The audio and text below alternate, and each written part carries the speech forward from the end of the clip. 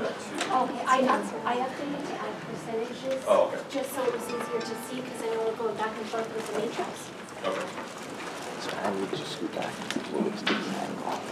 Well, welcome everyone to this unusual format. Thank you for joining our study session today. I just want to thank you all for coming and also to thank staff for the work that you've done in preparation for this. There's an enormous amount of work that's gone into it. So we'll just get started with, oh, and Sandy requested that I add that any staff that are in the audience are certainly welcome to just do work while you're here. You don't have to feel like you're, and leave anytime. Anyway, we'll just get started with Anna. Thank you. Can you hear me? Okay. So I just wanted to do a very brief summary of the efforts regarding gathering input from our community on high school start times. So what we did is, by direction of the board, we conducted a variety of surveys of stakeholders to gather input on public perception of current high school start and dismissal times. So the survey data was designed to serve as a resource to you as the board in your discussions and your work around that topic.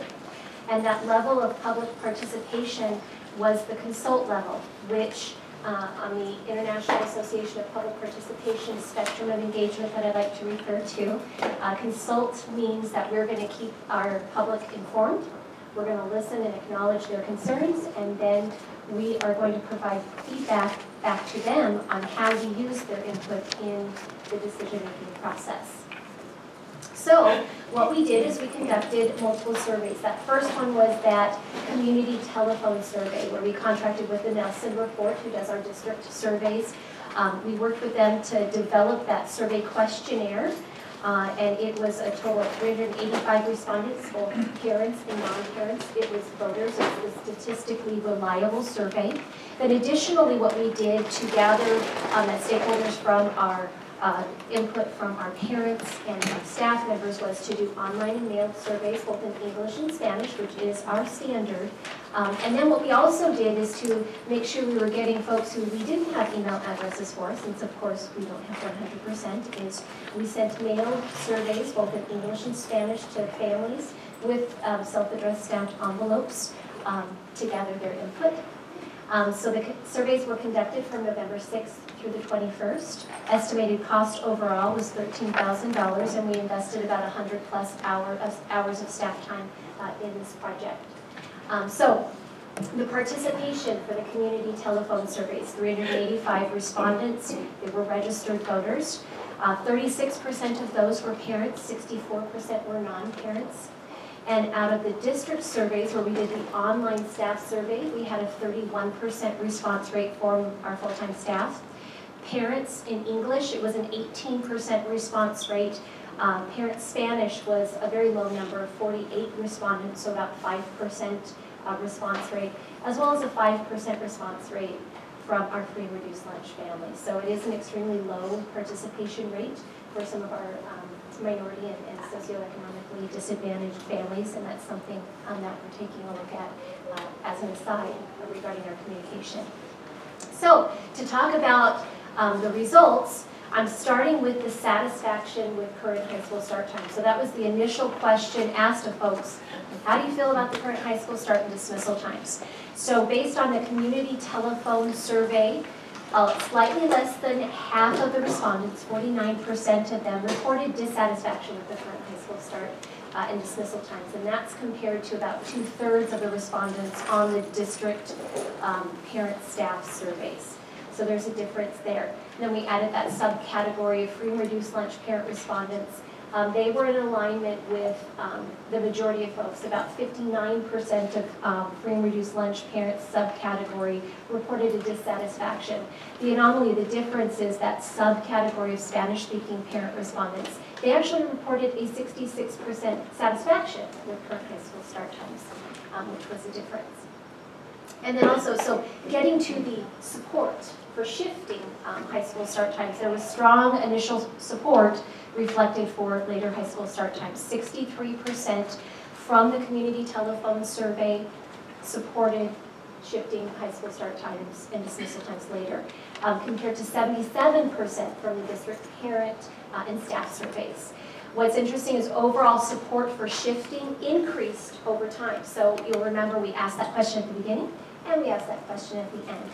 So it increased 6 points from 63% to 69% in the community telephone survey. It increased 3 points from 77% to 80% on the district parent staff surveys when you asked from the beginning to the end. The subcategory free and reduced lunch, it actually increased 9 points from 64% to 73%. The interesting piece with Spanish-speaking subcategory, it slightly decreased or remained level. It went from 48% to 47% when asked at the beginning of the survey to the end of the survey. So their response remained constant. Arguments that reflect a high support for shifting to later high school start and dismissal times really is around student performance, academic, and student achievement overall. So highest, which was actually the exact number for the community telephone survey and our district surveys, was information that research shows that later high school start times can reduce absenteeism and support student achievement. Also knowledge that shifting to later high school start times could reduce traffic accidents among high school students. That was 82% community, 90% of our district survey results. So that was a high message and reason why. And then also recommendation by the American Academy of Pediatrics regarding school start times. That was between 80 and 87%. Now, arguments that reflect a reduction in support for later high school start times, which you will notice is similar. It's that financial impact, which is common for public opinion surveys, is that operating additional buses could decrease the state efficiency rating and reduce state funding. That was a 36% level of support versus 42% for the district surveys. Adding additional buses and drivers went from 40 to 57%. And then the possibility of needing to do a financial measure for voters through a transportation levy went from a 41% community to 55% for the district surveys of staff and parents. And then also an interesting component, aside from that financial component, is the impact on the availability of before-school elementary music. Level of support was 51 to 64%, and then junior high students' ability to take advanced classes at the high school went from 49 to 57% level of support. There is a preference among respondents that reflects an 8 a.m. or later high school start time. And then also just something to point out that was different in the results was that 41% of the Spanish-speaking parent subcategory supported maintaining current high school start and dismissal times because of work schedules and the need for older students or children to watch younger siblings. There was only 28% of the free and reduced lunch subcategory that agreed with that statement. And then just as that important note and recommendation, the information that we did the survey on was based on projections, best guess estimate, so it's not an actual cost to taxpayers. And the Nelson report does recommend that in the event there is changes or there's an impact to taxpayers, that you do poll or survey respondents or community based on the actual cost. So those are a summary of the results via the matrix. Are there any questions for me? Could you explain? Sorry. Could you explain on the results, the arguments that reflect a reduction in support for later high school start times? Could you explain a little bit more where those numbers come from? What do you mean by 36 to 42 change? So if on the matrix that we have, do you have the matrix? So if you take a look at the way the matrix is, the first left category shows the Nelson report telephone community columns. To the right is the district online and mail. So on the all category, which is the third column over, and then for the all category for the district online mailed survey, when you look through those and you look at the numbers of the level of support, there is high level of support, either 60% and higher for a variety of different reasons. So if you go down to question, I'm going to use question 9 as an example on page 2. Level of support for that under all is 80%. Level of support for community is 87%.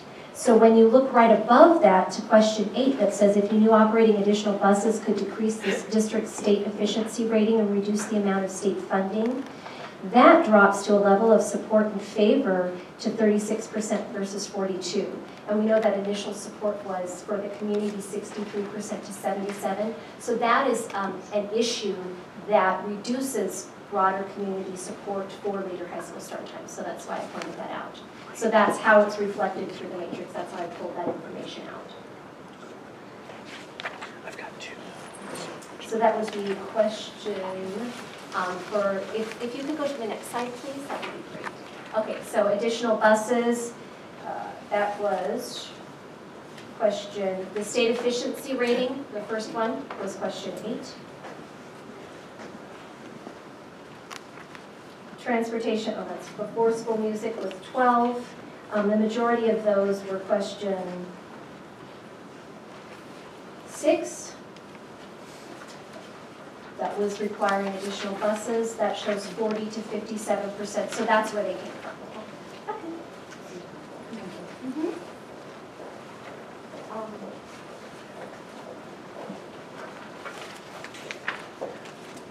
In your presentation, and I've noted in a number of the things we've received, there really hasn't, we didn't seem to focus much on question number 27, which is, after listening to all the pros and cons, would you favor or oppose?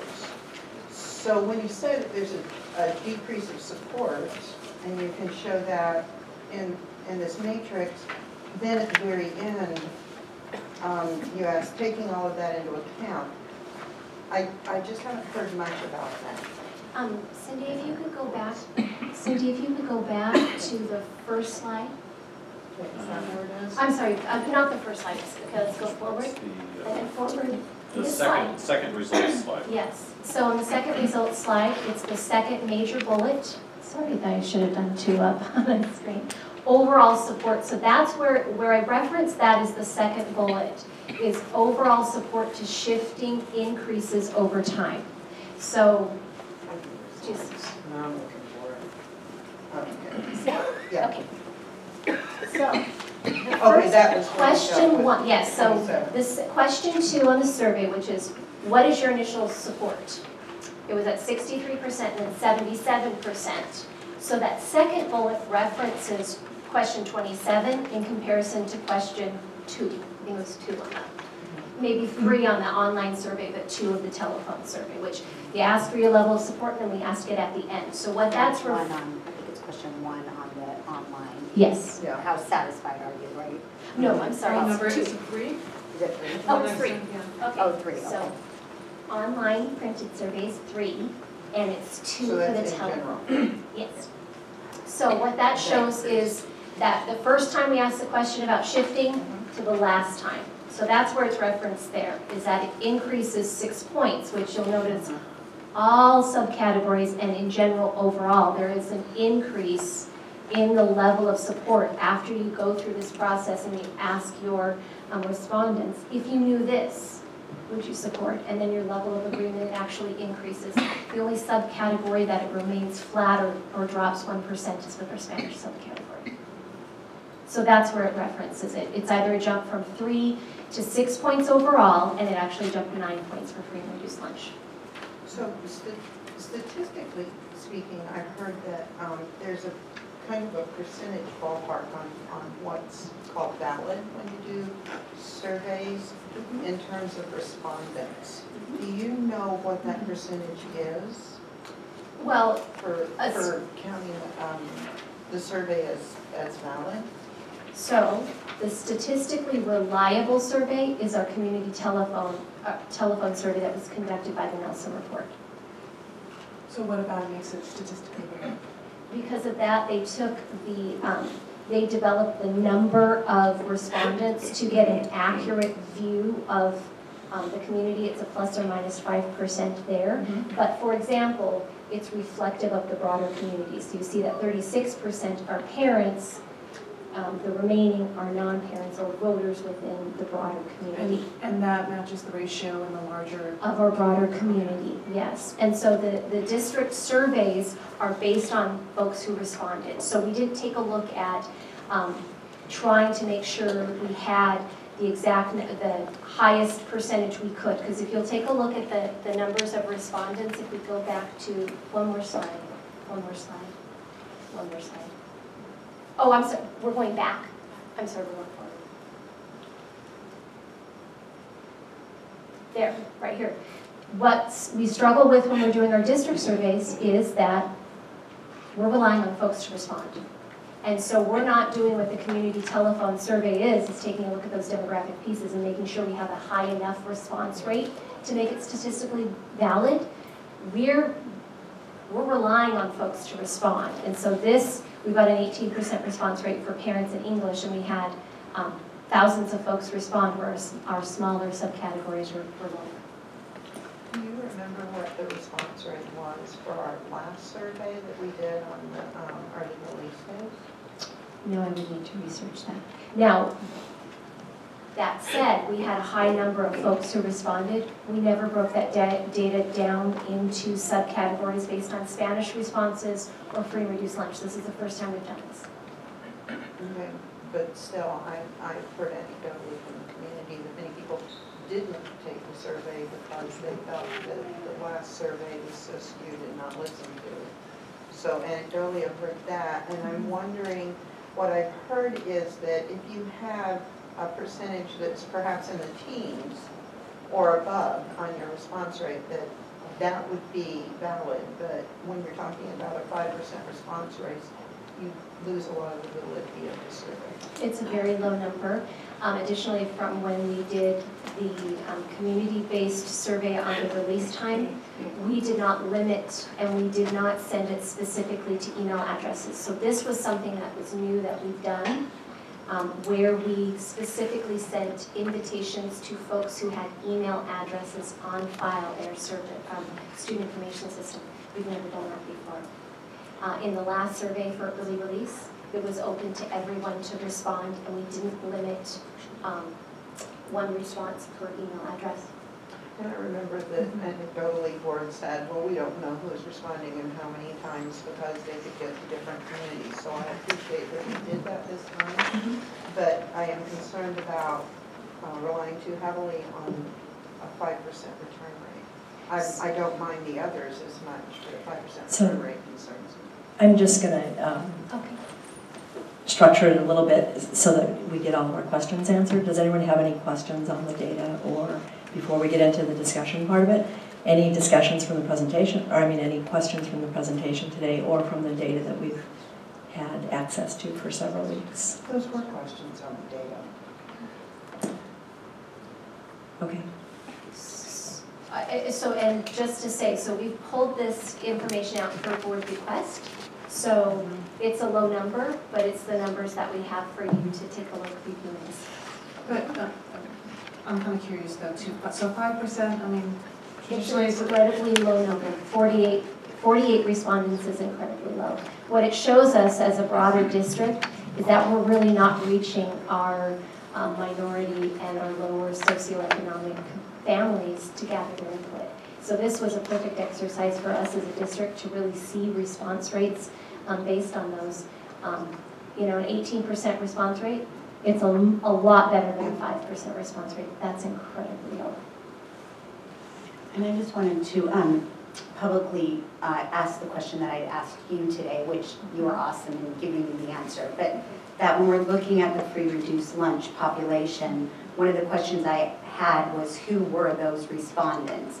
And the potential that we have an overlap with the Hispanic-speaking population to the free reduced lunch population. We don't know really how many of those respondents were part of the free reduced lunch respondents. And we don't know the makeup of ethnic makeup or background of the free reduced lunch population. Because that was a question that I was very curious about. Yeah, when you asked that question, that's not something that we did the additional effort to pull that information out. We just focused on specifically from folks who responded who were parents in English, Spanish, we grabbed that free and reduced lunch, so there is overlap there. We did not pull out from free and reduced lunch what percentage were Spanish-speaking respondents. That said, it's a really low number. Anyway, the 5% response rate. So we can get that, I just. Yeah, no, I mean, you said that, you said that. And I just No, wanted no, to say that's it, good. because I think all of us might be thinking, who's the free reduced population? Any other questions about the data or the presentation? No? Thank you, Leanna.